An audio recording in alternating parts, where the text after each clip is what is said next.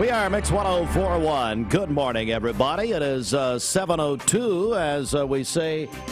Good morning. It is a Monday morning, the 9th day of January, 2022. Steve Hartline with you, along with Bridget. And tell you what, right now, here at the top of the 7 o'clock hour, let's go live to Washington, D.C. and the nation's capital. We're joined now by our Congressman, Chuck Fleischmann. Congressman, good morning.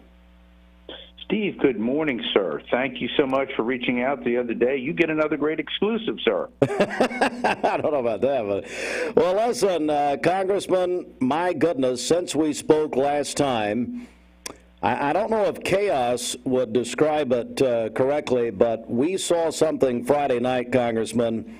I don't know if you've ever seen it before. Obviously, Kevin McCarthy, as you told us on our air last week, you predicted he would, in fact, become the Speaker of the House. It happened, but what a way to get there. Describe, if you will, sir, Friday night and being on that House floor. Absolutely. Well, Steve, it was an arduous week. It was a week of debate. It was a week of contention. And when we went to the floor, we were told to come back to the floor at 10 o'clock Friday night. Ultimately, he was wrapped up around 2 or 3 in the morning, to put it in perspective. But at 10 o'clock, we thought we actually had all of the votes to get there. And unfortunately, during the 14th round, there was some disagreement, and we did not get there. And I was so pleased that, as I had done earlier in the day with a couple of our members, and we're all friends, we're all principled, but I was strong for McCarthy from the beginning, so I worked hard on the floor. I was able to help persuade some of the members earlier when we saw great progress made. But when that 14th round vote failed, it was a tremendous surprise to everyone. However, we came together. I spoke with members, actually spoke with the now Speaker, and I pleaded with him not to adjourn. We were going to adjourn until Monday, until today, because of that. And I said, look, let cooler heads prevail. And fortunately, and I'm very thankful for this, and I thanked him, Matt Getz got to a place where he could vote present. We needed 6 present votes. We got them, and Speaker McCarthy is now Speaker of the House. We have a very narrow, slim 5-seat majority, but another historic day and a historic week. And I will say this, in a historic career for me in Congress. This is my 7th term I was sworn in on, and I'm ready to go. I stayed this weekend. I worked all weekend. So please tell everybody in Bradley County I am ready to go, and I will tip you on something else. You'll get the first news that probably today or tomorrow I will be announced as a cardinal, a subcommittee chairman on appropriations. What does that? Don't know what does that mean? Does that mean you're electing a new pope, or what does that mean, Congressman? No. Pope's a whole lot easier than Congress, believe me. So, well said. The Appropriations Committee, which is the committee of all committees, right? That is the powerful committee in Congress. Oh, yeah. It's great. I'm the only member in Tennessee in the House. Senator Haggerty, of course, is our member on the Appropriations Committee in the Senate. We're fortunate to have him there. But I am a senior member on the Appropriations Committee. There was a time when Tennessee had 2, my predecessor and Lincoln Davis. We had 2. It was so important. This is the committee that handles all of the allocation of spending in Congress when things work right, and that is rarely. But the bottom line is I'm going to chair one of the key 12 subcommittees. I will be on 3. So what that means for folks in Bradley County and Hamilton County, actually across the great state of Tennessee, is I will be able to be in that key, powerful position. It takes a long time to get there, and thank God, and God willing, I'll get there. We're joined by Congressman Chuck Fleischmann live from the nation's capital this morning. Our congressman, of course, here in Bradley County and our neighboring counties. I want to go back to Friday night for a moment. Of course, we were all watching on Friday night, and I want to ask you about a couple of things as they happened. You know, you came into session at 10 o'clock on Friday night, and of course, there at the last, really what seemed to the public or the viewing audience like it was the last second.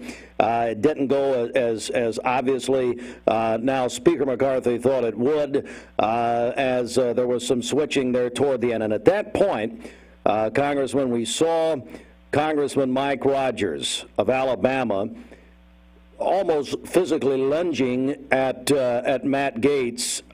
Talk about that moment. Talk about what happened. I will add quickly that the Congressman Rogers of Alabama has since apologized, and I understand Congressman Gaetz has accepted that. Tell me about that moment.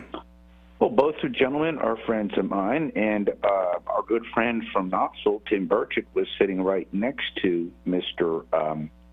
Gaetz as well on the floor. It was a moment that was clearly regrettable. Again, both of these gentlemen are friends of mine. I was sitting in the front row throughout.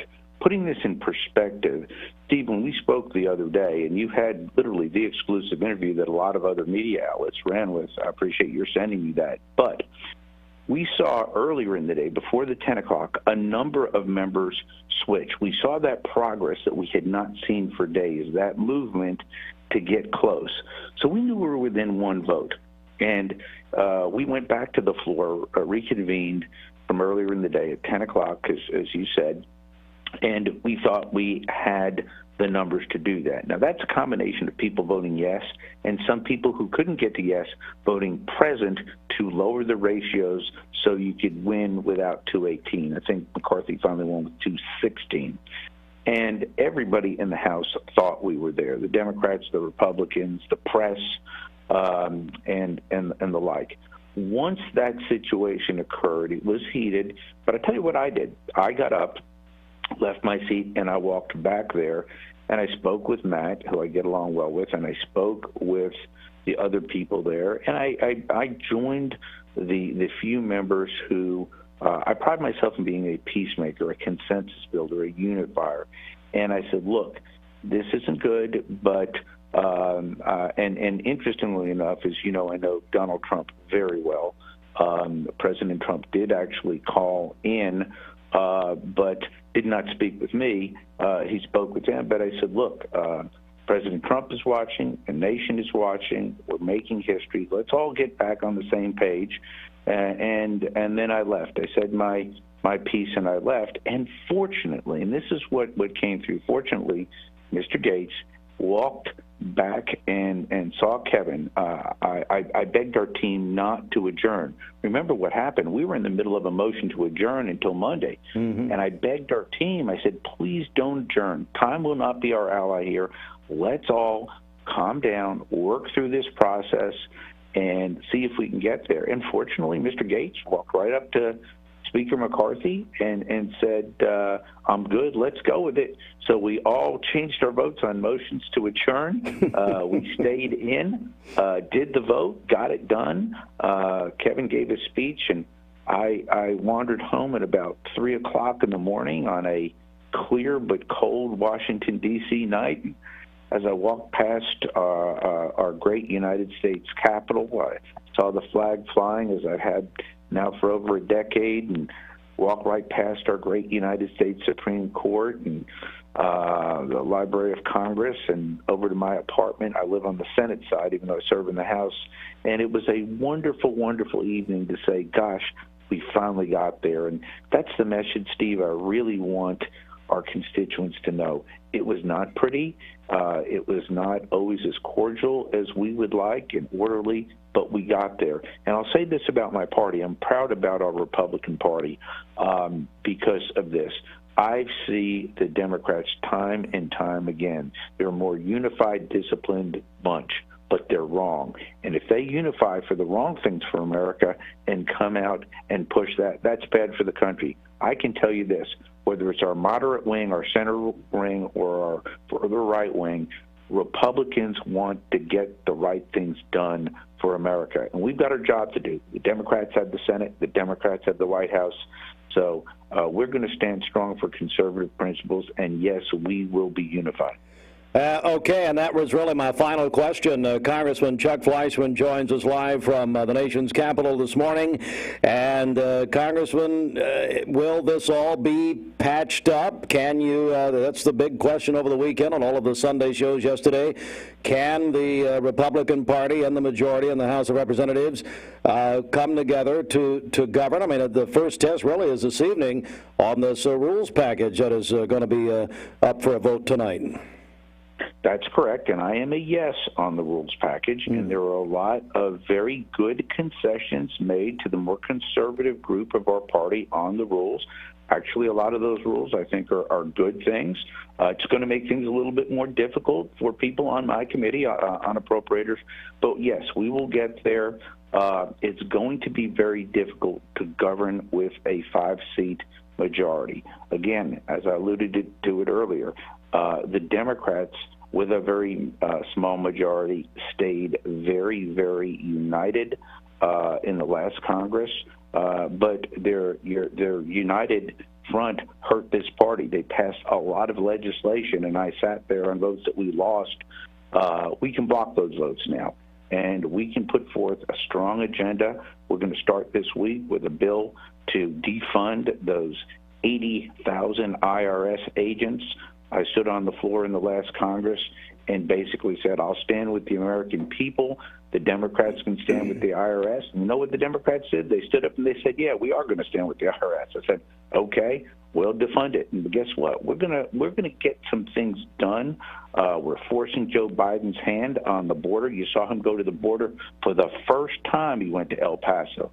You know, I just finished up as the ranking member of the highest Republican on Homeland Security Appropriations. I begged them to go to the border for the last 2 years. They wouldn't do it. He went. So we're going to see progress because of Republicans controlling the House.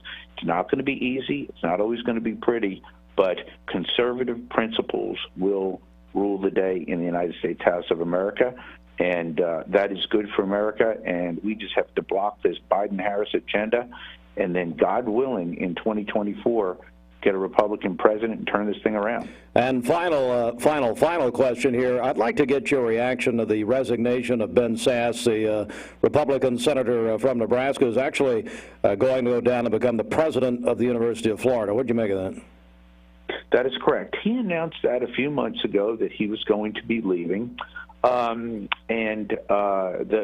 good news is that seat will remain Republican. The Senate, unlike the House, in the House, if there is a vacancy under the United States Constitution, there cannot be an appointment. God forbid, if I passed away tomorrow, that seat cannot be filled by our governor. There has to be a special election in the House. The Senate is very different. Remember, under the Constitution, originally senators were not popularly elected. Now they are, but when they change that, they still allow governors to appoint senators for a period of up to 2 years to fill that vacancy. So the Republican governor of Nebraska will put a Republican in that seat. That's important. We remember this. Democrats will, sadly, with the reelection of Senator Warnock in Georgia when he beat Herschel Walker, that loss was monumental. That means those Biden judges are going to get rubber stamped. That means Democrats will control every committee in the Senate. That's why we're going to be so important in the House as conservative Republicans to make sure that we hold that in check. But I wish the senator well. I disagreed with the senator on a lot of key issues, particularly Donald Trump. I'm for Donald Trump. He was not. But, again, he's going to go to the University of Florida, and we're going to get a new Republican senator there, and we will move forward. Congressman Chuck Fleischmann taking us in the Capitol from his front row position on Friday night in an absolute historic situation on Friday night. Congressman, stay in touch with us. I know we'll be speaking this session as we go along. Thank you, and I'll be in Bradley County probably this weekend to dine. My wife and I spent a lot of time in Bradley County I love the county. Eat there just about every weekend, as you know, and the people are great. The university is great, and I'm so glad to represent the entire county again. It's really been a blessing. All right, Congressman Chuck Fleischmann, live from Washington. Congressman, thanks so much. We appreciate it. Thanks, Steve. Okay, bud. Bye now. Thank you. All right. Was he inviting us to dinner, Bridget? Is that what? Did you hear that? That's what I heard. Coming yes. this weekend Yeah. to dine. Come and dine. The master calleth. Come and dine. It was an unbelievable night. Friday night. We have never seen